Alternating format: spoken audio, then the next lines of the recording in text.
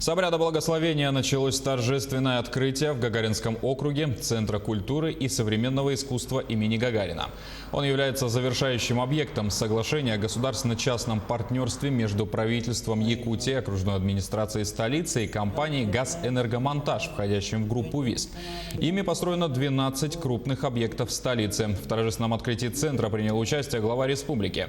Айсан Николаев поблагодарил строителей, которые смогли в сложных условиях закончить возведение объекта. В трехэтажном здании расположены выставочный центр, кабинеты для клубных занятий, мастерские и киноконцертный зал на 500 мест.